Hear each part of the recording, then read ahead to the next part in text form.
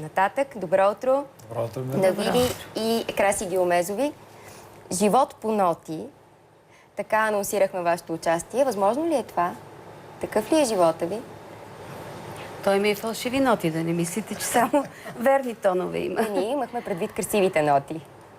Ами, вижте, нас ни водят за лиричен дует с лирични песни, така че надявам се да държим тази вълна. И така и нашата публика очаква това от нас. Тепърва да се променяме и да ставаме по-различни, късно е. А трудно е винаги по ноти да вървят нещата? Не става винаги. Не, защото вашите песни и те звучат като един непрекъснат диалог между двама. Не само защото сте дует и така пеете, но като така непрекъснат диалог. И се чудя, понякога тия диалози стават ли диалози на по-висок тон? Появява ли се напрежение? Защото изглежда всичко отстрани. Почти всеки ден. Всеки ден. Почти всеки ден, но хората не трябва да го знаят това. За много неща, за всичко. Битовизма е навлязал дълбоко в семейството, така че и ние като всички българи се борим с много трудности.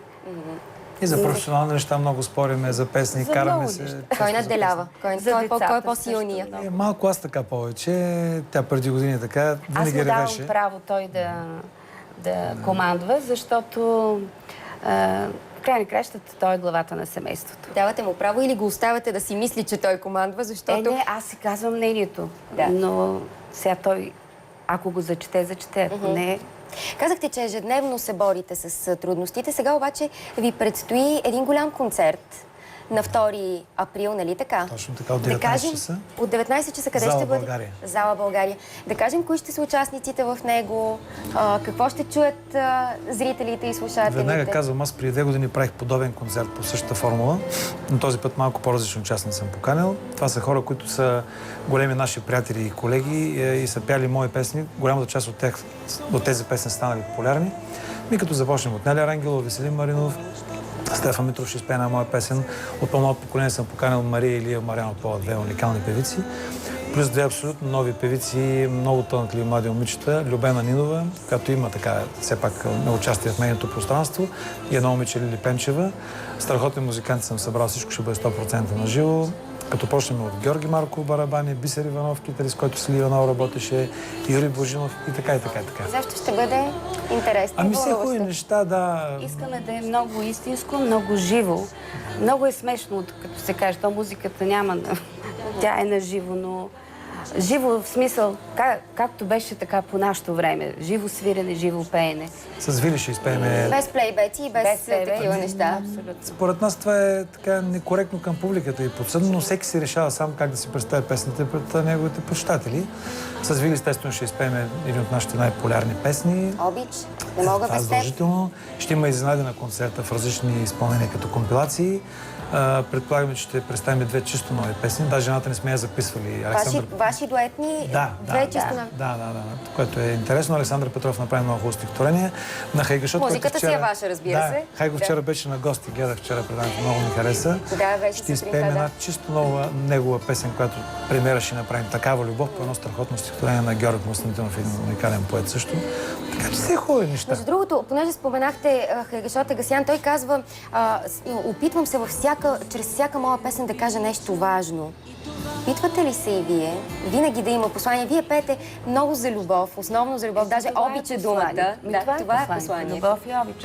Аз винаги съм казвала, днеска е и хубав църковен празник, нали, прошка. Аз винаги съм си мислила, че човек трябва да прости, да потърси прошка за себе си, за собствените си грехове. И когато смята, че така е поизчистен, тогава вече той става чист човек. Той може да зарежда и останалите с доброта, с обич. И може да продължи напред. Ако не прощаваш, оставаш в миналото, може би така. Днес питаме във Фейсбук лекува ли прошката. Имаше едно много хубаво мнение, наистина, силно. По отношение на любовта, то беше нещо в смисъл, че не е нужно в любовта винаги да си прав. И ако се замислим, наистина, това е една от така често допусканите грешки, че трябва да си отстояваш мнението, пък понякога, може би, наистина е хубаво човек да направи. Това е един диалог. Животът е един диалог. За мен е така. И човек трябва да умее да прави компромис. край на краищата не винаги си прав, точно както казахте и вие. Когато аз казвам мнението си, но в един момент осъзнавам, че може и да не съм напълно права и приемам неговото решение. Но ако пък трябва да са безкрайни компромиси. Но пък ако нещо стане, а той вече е взел решението, аз казах ли ти? Казах ли ти? Аз бях права. Децата също около тях са много ангажименти, много компромиси трябва около тях. Когато двама души са влюбени или са, да кажем, имат семейство, но нямат деца, по-лесно така могат да се поразделят в един момент, нали? Докато децата винаги остават свързващ момент и, за съжаление, при раздяла на родители винаги така те преживяват най-тежко нещата. Да се върнем към вашата музика. Вие залагате на романтичната музика, на лиризма, наистина. Обаче другото не продава ли повече? Скандала, провокацията? Не сте ли се изкушавали да тръгнете малко поне по този път? Ами в днешно време може би продава, но ако говорим в истинския смисъл на думата, не в преносния, в днешно време не се продават никакви албуми като тиражи, така че... Аз по-скоро за преносния говоря, въпреки че да. Може и продава, но нашето вярване е, че човек трябва в съзнателната си музикална кариера или артистична кариера да остави поне една, хайде, не е златна песен, но поне една сребърна песен. Какво значи това? Поне са 10 или 15 години тази песен също да говори нещо на хората в тяхното съзнание. Вие имате много повече. Вие имате много повече, да, както на дует Шик, така и за много други изпълнители. Да. Така че това е мисията на един автор, нали. Като влезеш в концертната зала, на една определена възраст може да не можеш да изпееш тези твои песни вече от годините, но хората, ако знаят тези твои песни, ще влязат в залата и те ще ги пеят вместо тебе. Така че това е най-голямата награда за един творец. Защото песните си имат собствен живот, нали? Точно, Вие сте авторите, творците, но пускате ги на свобода. И всеки ще си я пее. Точно така, една песен, като я пуснеш вече в пространството, не можеш да кажеш на определен песен, няма да пееш моята песен, аз ти забранявам, както има такива случаи последните години. Даже законно мисля, че няма такива правила. Ти си я пуснала, хората вече, тя е собственост на всички, които я харесват, които са живели по някакъв начин с тази песен. Или вашата песен коя е? Имате ли си една, която ви е така особено скъпа? Много скъпа ми е, просто те обичам.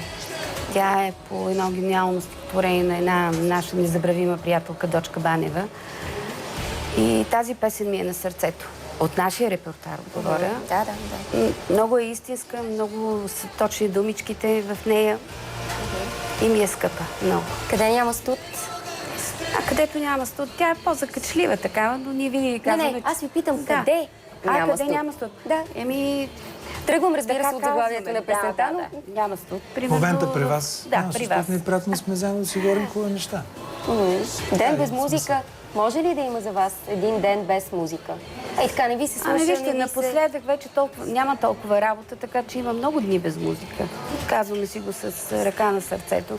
За съжаление, много други неща има. Хората ни имат до песни, до музика. Дори аз сега съм много притеснена и за този концерт, защото знам, че хората нямат пари за хляба си, камо ли на концерт да дойдат.